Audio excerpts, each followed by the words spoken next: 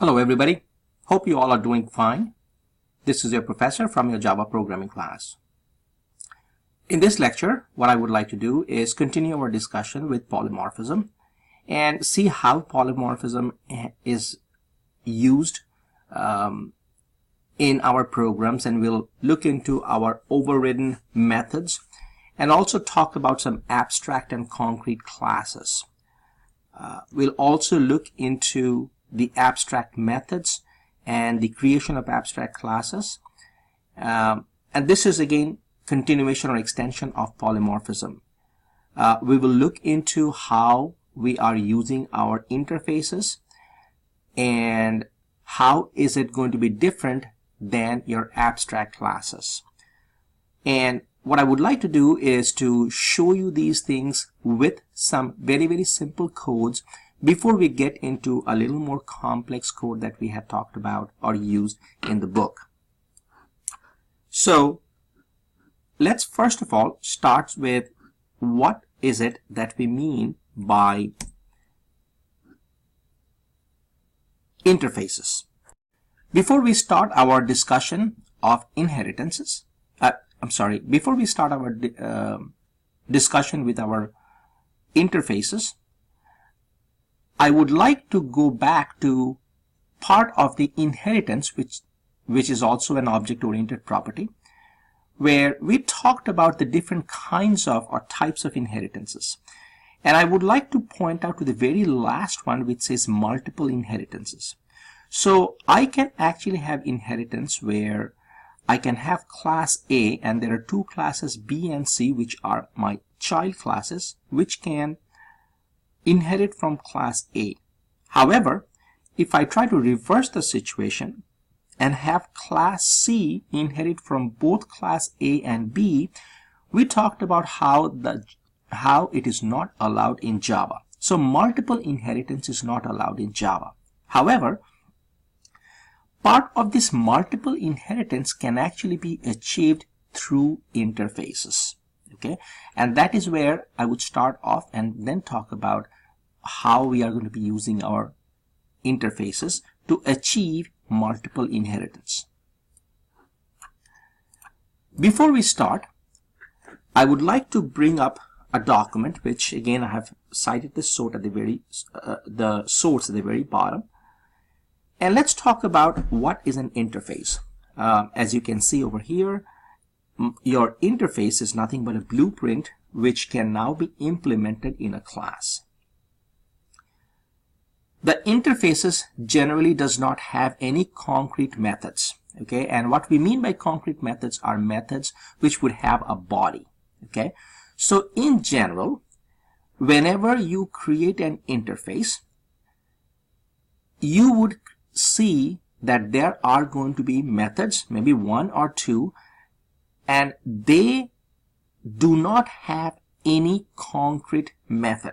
So, or in other words, these are abstract methods. Okay, an abstract method is nothing but something which does not have a body by itself. Okay, so in interfaces, apart from having the keyword interface, that's a big difference, you would always have methods that are abstract methods. Okay, now since you have abstract methods in there which does not have a body, you cannot instantiate your interface. So that's why it says interface cannot be instantiated.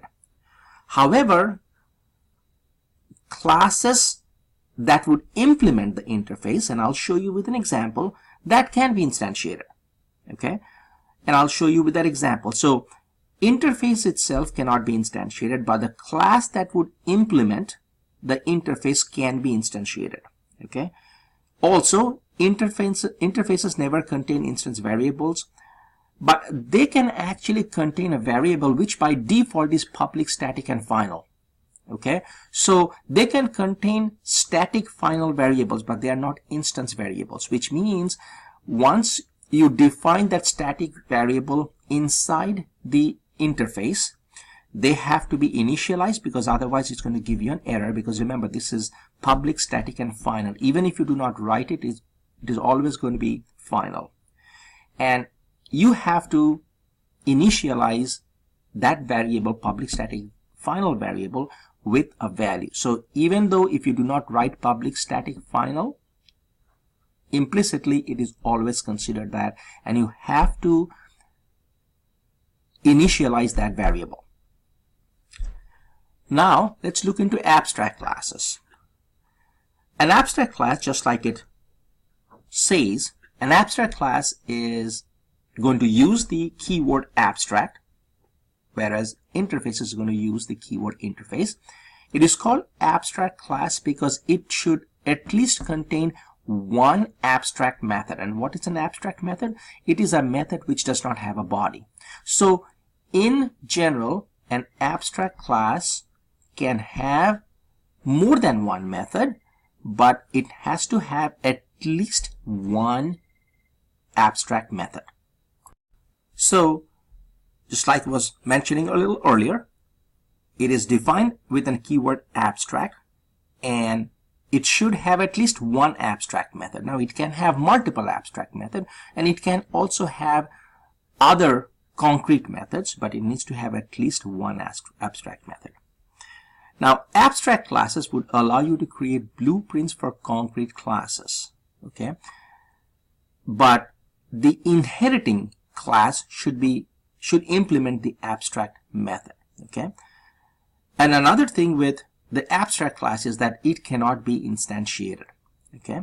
So let's talk about why is it that I would use one versus the other, because both of them have some similarity, okay?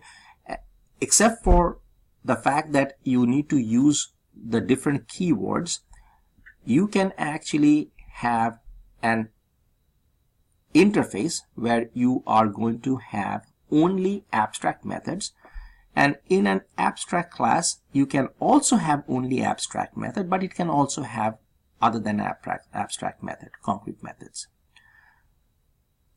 In your interface, you cannot instantiate your interface, but a class that extends can be instantiated.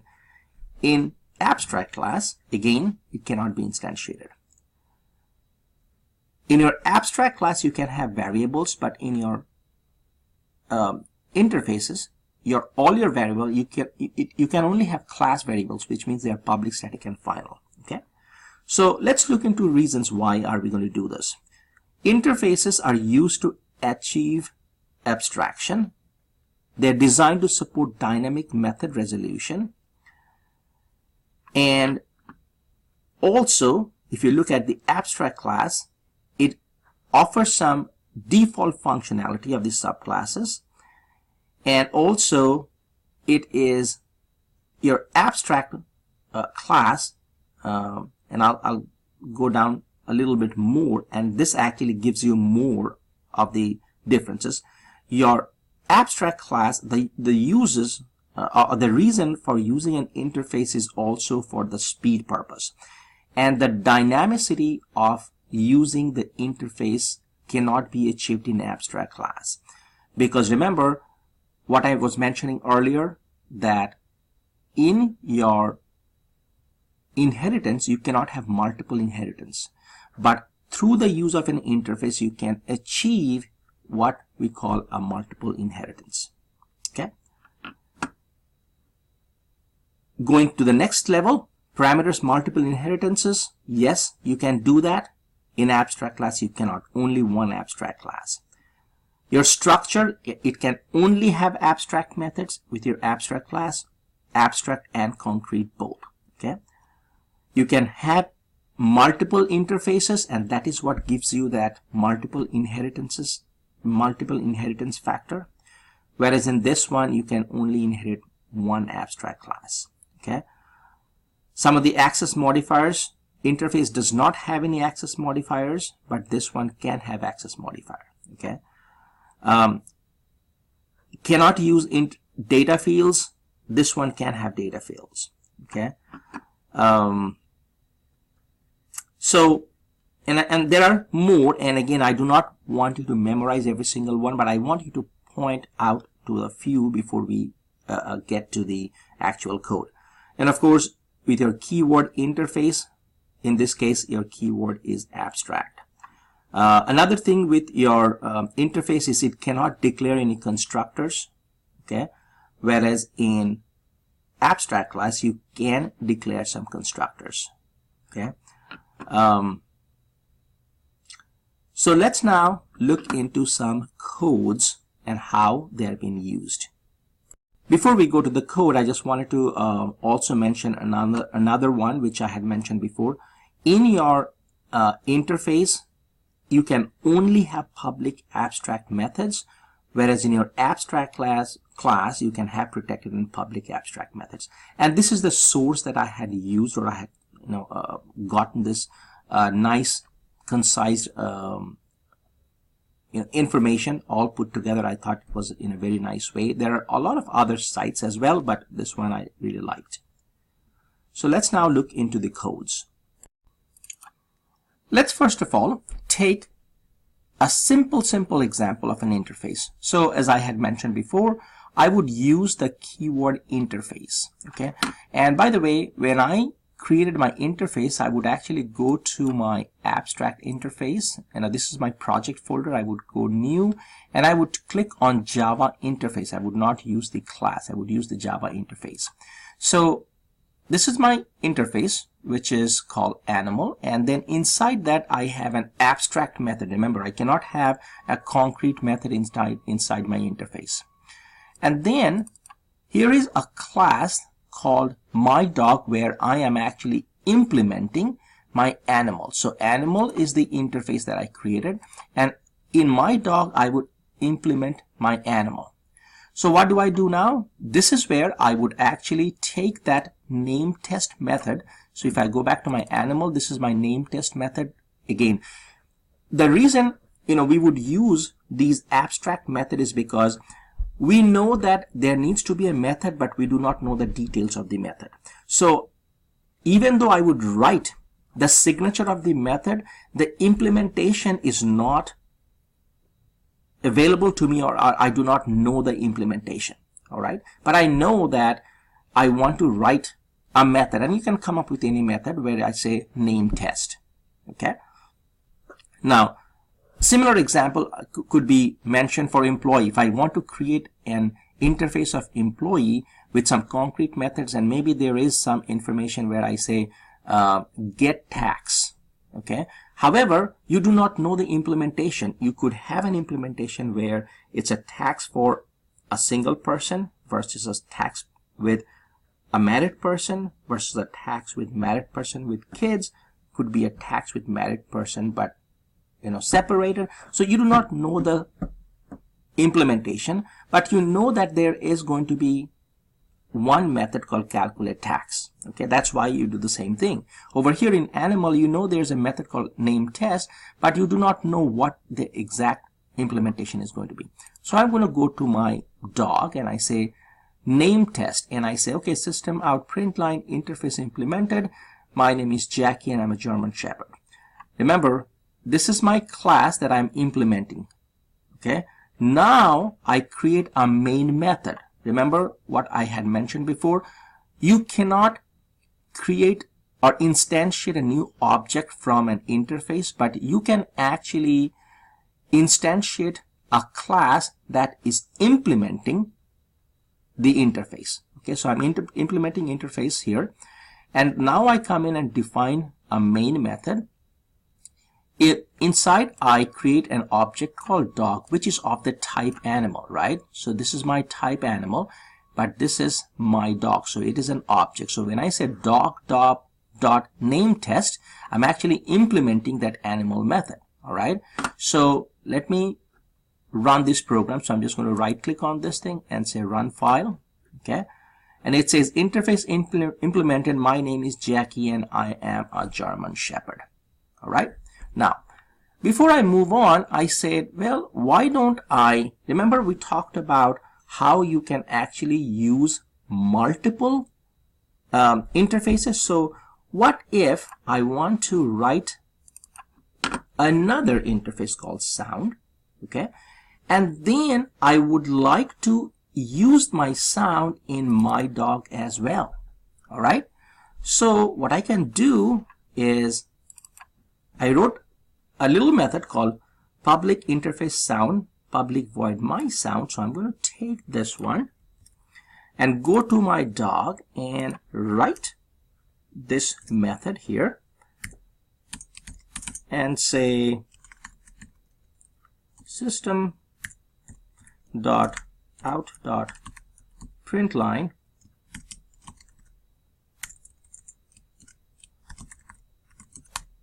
interface implemented from sound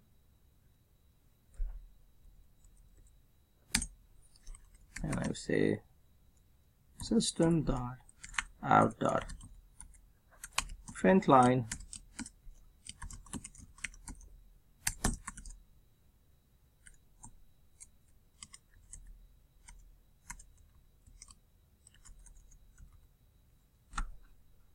all right, and then I'm going to say dog dot my sound.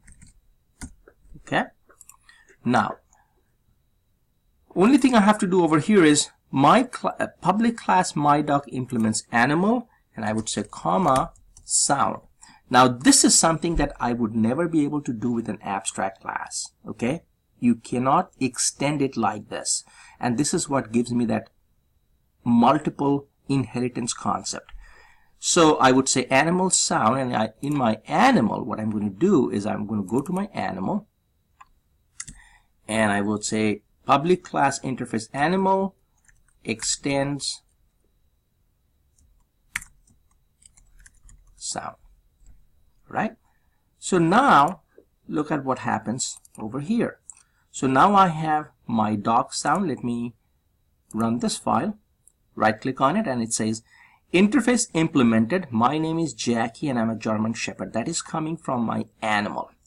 And then I say interface implemented from sound. I can talk to woof woof. So now in this class called my dog, I am implementing both from animal and sound. All right, so here's my animal, here is my sound, and only thing I have to do is, since I am actually creating an object out of an animal, I just need to go to my animal and extend to my sound. So this is how I get the implementation of animal and sound into this class called my dog. Right? Let's now take, again, in this very simple terms, a look at an abstract class and how it's been used. So let's continue our discussion with the abstract class example. So let's take a look at the abstract class right over here. As I said earlier, abstract class would always start off with the keyword abstract. And here I created an abstract class called shape. I had two things in there. I have a variable. Now this is again something that is not, if you define a variable inside an interface, it has to be public static final. Okay. So I have a variable over here, and then I have this method, abstract method. It's an abstract public int calculate area, and I would accept an integer value. Okay, so in this program called rectangle, I'm actually going to extend the shape. Okay, so this is where I actually use the abstract class. So in my class called rectangle, I would extend my shape, which used to be my abstract class, and I basically have a public static void main. I created an object called rectangle, which is a new rectangle, and then I associated some value to it. Okay, so I actually overrode the value initially. If you look at my shape, I had initialized that with 10, but in my rectangle I'm actually going to change it. So now I say abstract class implemented system out println. I'm going to call this object.calculate area. So this object that I created, I'm going to assign the side and then basically call that method. And this is where I actually write the method. Okay, remember, so this is going to be exclusively for a rectangle. Now if I create another one called, let's say, circle, I can do the same exact thing. I would say public class circle extends shape, and then I would create a main method and I would create a circle object, assign the value, and then basically have the calculate area that would only calculate the area of a circle.